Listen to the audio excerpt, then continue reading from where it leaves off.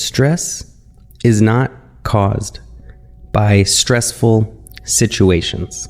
Stress is caused by our expectations and desires for life to not be stressful. When we embrace that there will be stress and chaos and turmoil and conflict in our lives, we can enjoy those experiences.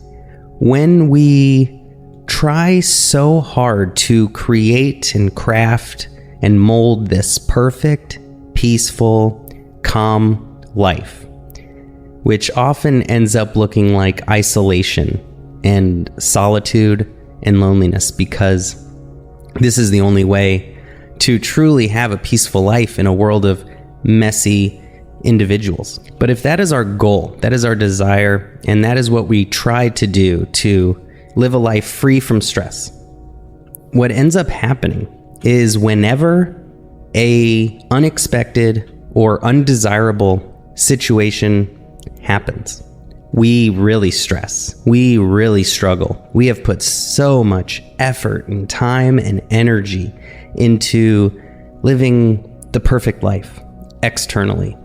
And so when the inevitable clash of egos, or, we bump into some angry stranger and that conflict happens, then we react negatively and we create that stress response.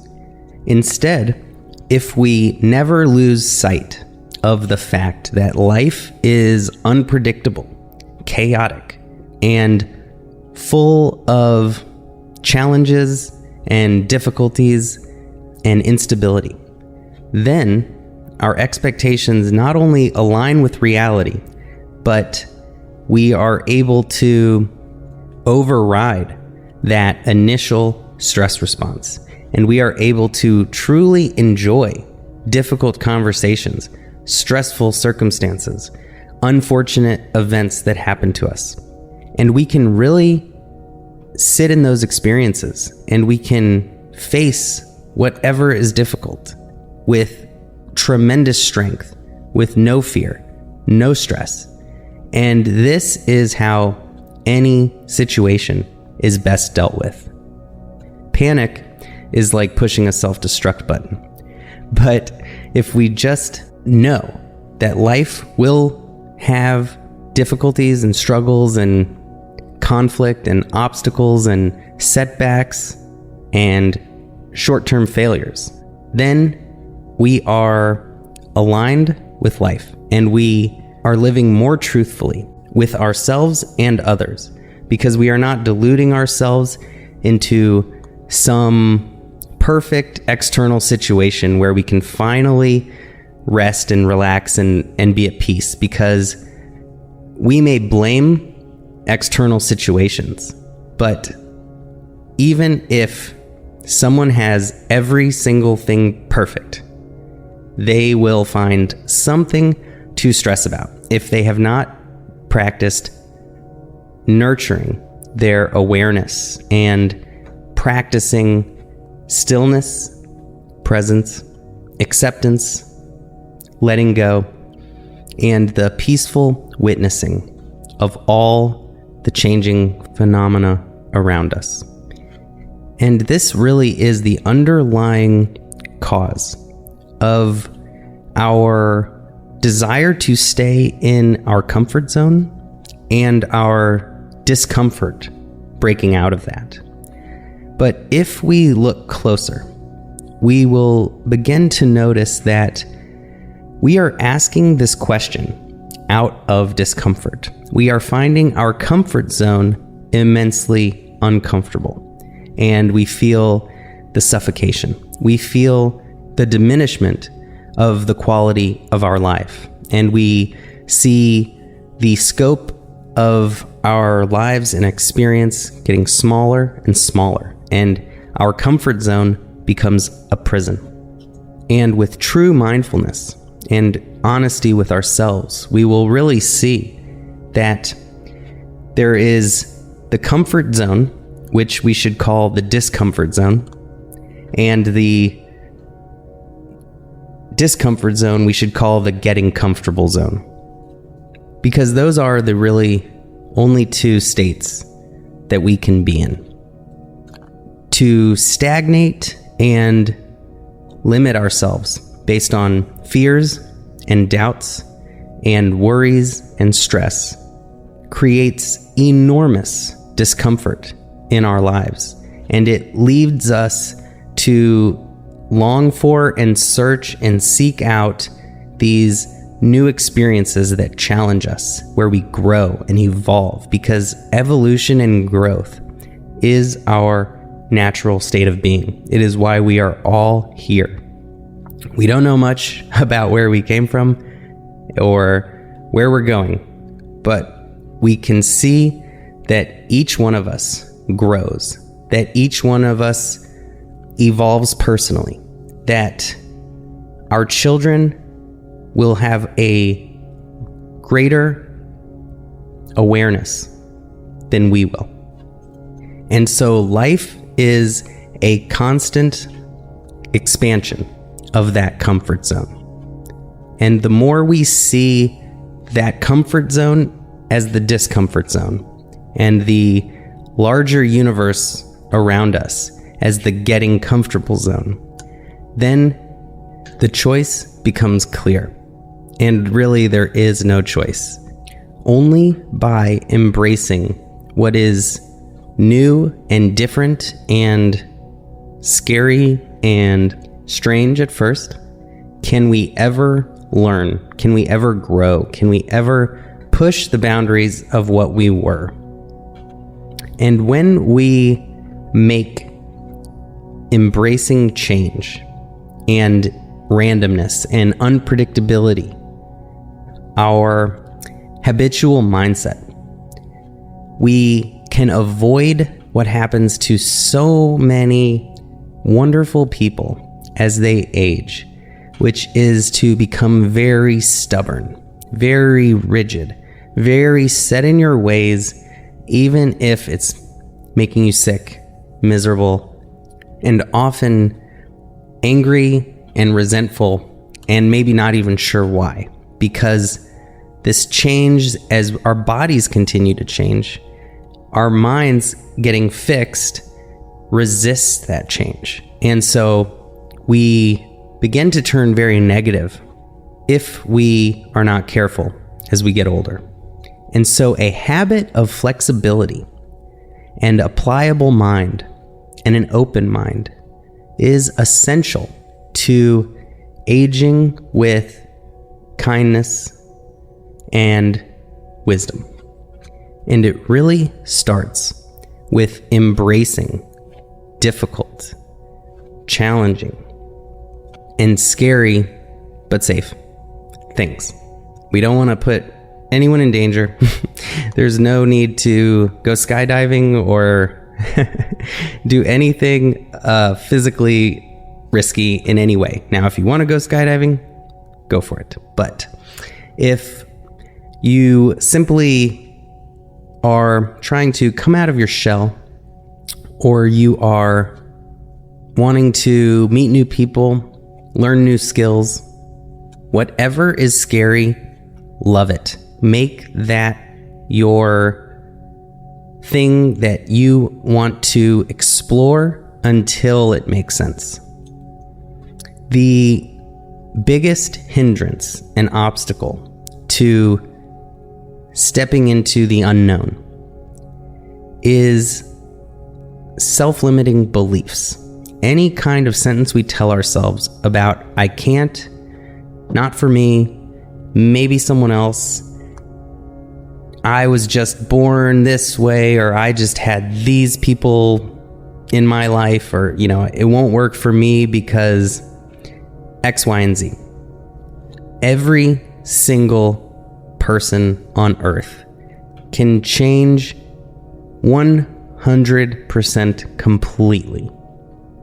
Whatever we believe is what will become our reality.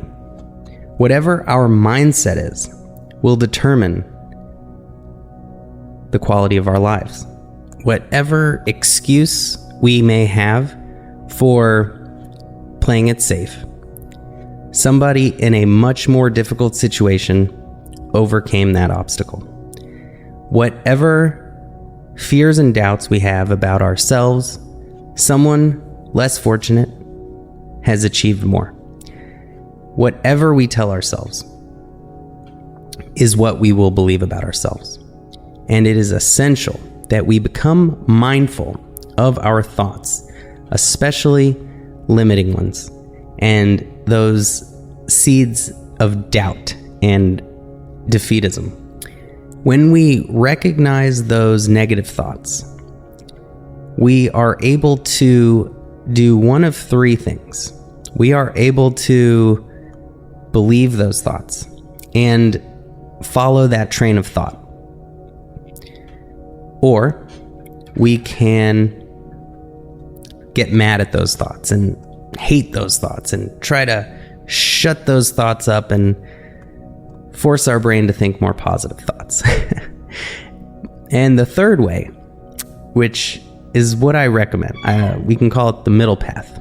That third way is to notice those thoughts, accept that they are there, and then consciously, with intention, create new thoughts. If we believe them, they will be true for us. If we fight them, we are creating so much wasted energy on this inner conflict we are creating for no reason out of thin air.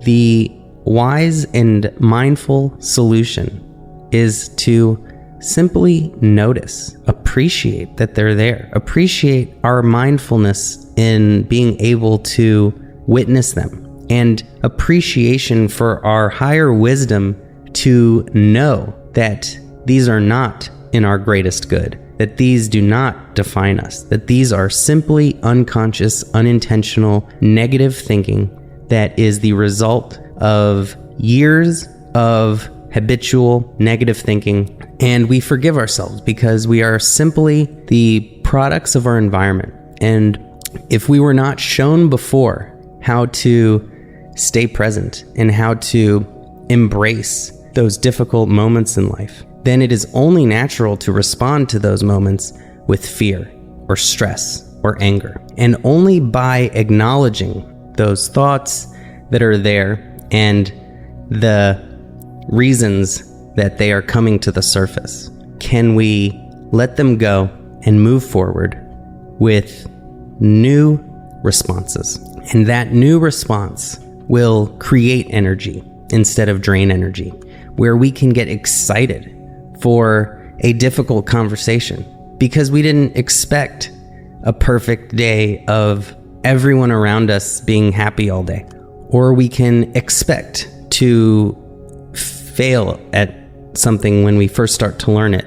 We can expect to feel like fools as we step out of our comfort zone. And we can know deep down that this is the process. This is the expansion of knowledge and awareness, where we learn new skills, we try new things, we fear only stagnation, and we embrace all of the vibrance in the universe around us.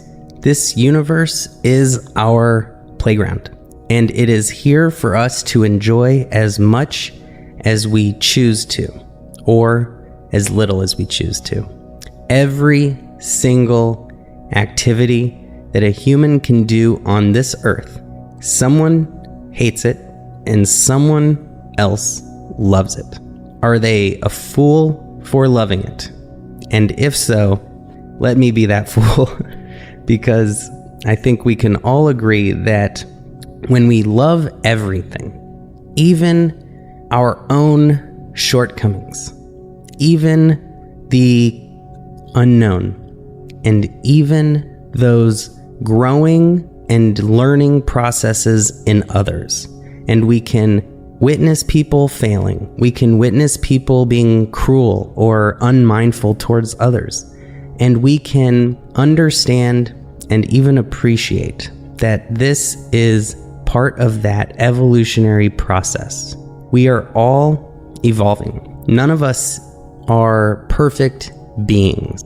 None of us have evolved to Albert Einstein wisdom and Gandhi love.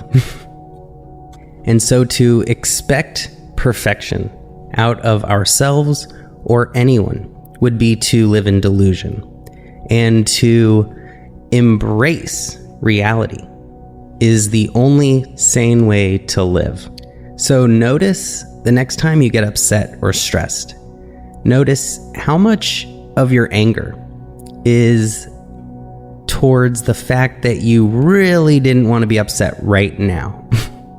So we're shifting our focus from this thing made me mad to noticing that it is really our desire not to deal with maddening things that made us mad.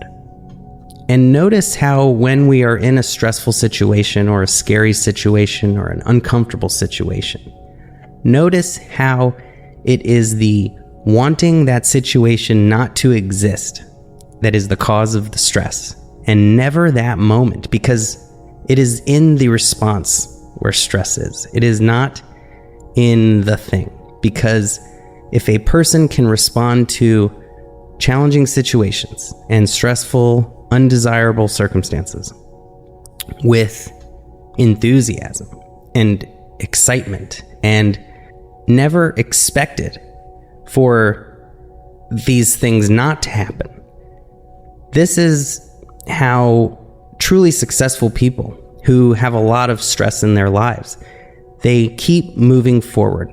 They know things will come up and setbacks will happen, and they are ready for it. They trust themselves to deal with it when it comes up, but they don't let it prevent them from moving forward. They don't let it paralyze or hinder their progress in any way.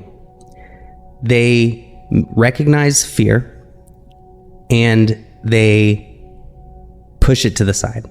They know it's there.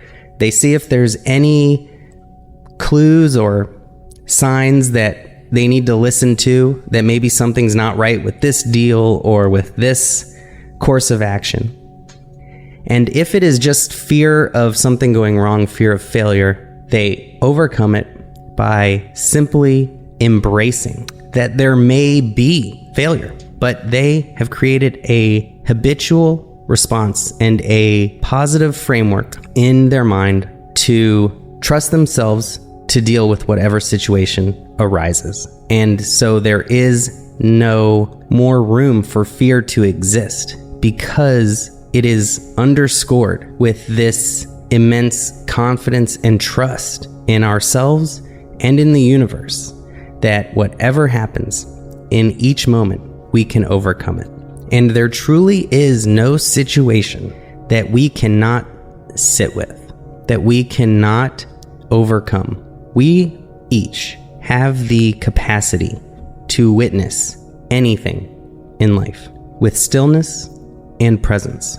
We may feel like we have lost that ability because we live in an age where we don't have to use that strength. We don't have to sit with something uncomfortable. We don't have to try new things. We can do everything in our apartment or house on our phones. We can get food delivered. We can get our groceries delivered. And we could never leave the house with our infinite, never-ending streaming platforms and social media feeds. But it is essential that we remember our strength and our power.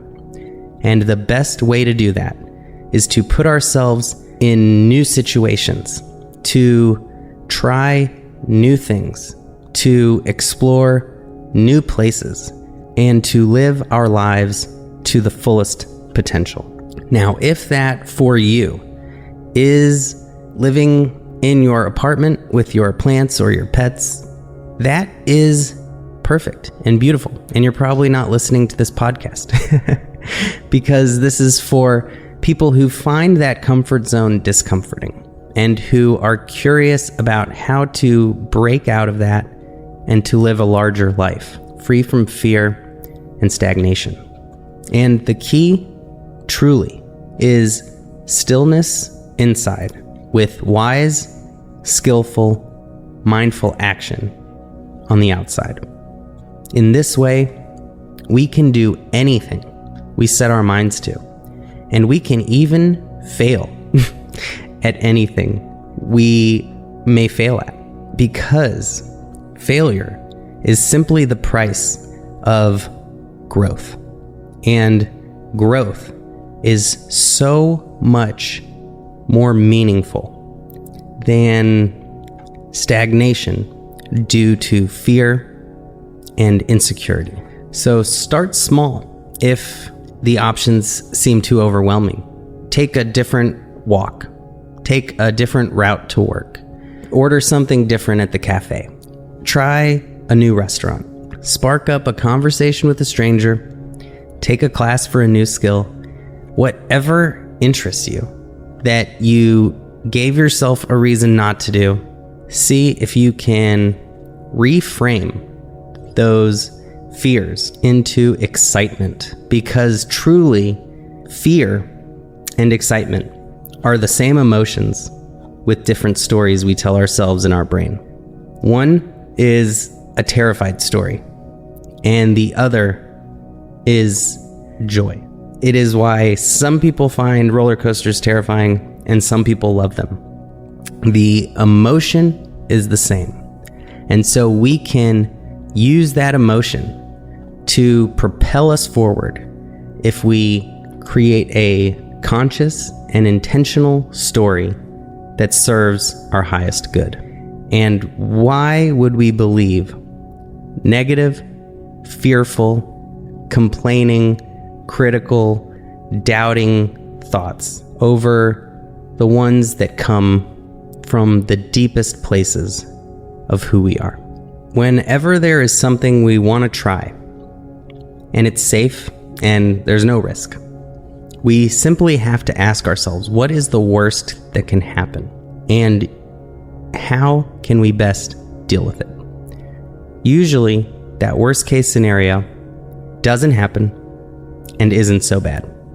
The more we meditate on our comfort zone being our prison and our discomfort zone, the easier it is to pop that safety bubble that we cocoon ourselves inside of, and to tear down that barrier between us and the world, which usually is the ego. The ego is our protective barrier that is always trying to protect us, but it doesn't know that we're not in danger of bears and tigers anymore. And so we can witness it, notice that it's there, and use our higher wisdom and our deep intuition to guide us towards living the life that we were meant to live. It just takes quieting that ego so we can hear our true selves. All fear and doubt comes from the ego. Trusting and openness comes from our heart. And this is how we can tell the difference.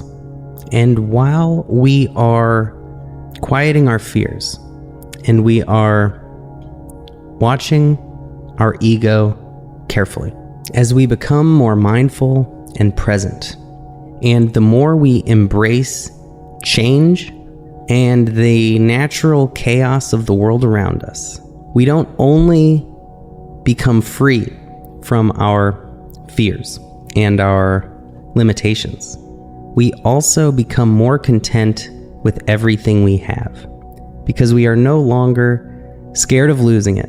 We are no longer worried that we won't be enough or have enough. And so we not only step out of our comfort zone, but we also become more content with everything we have. And so stepping out of our comfort zone doesn't become an escape from the usual, but it actually becomes a joyful exploration, not out of need or want, but simply out of love for life itself. And it is really these two components that are essential for our evolution and growth. And they are embracing the constant change of our physical universe and simultaneously appreciating whatever arises in the present moment. To be happy all the time is not to be free from stressful people or situations. It is to love everyone and everything, including stressful situations.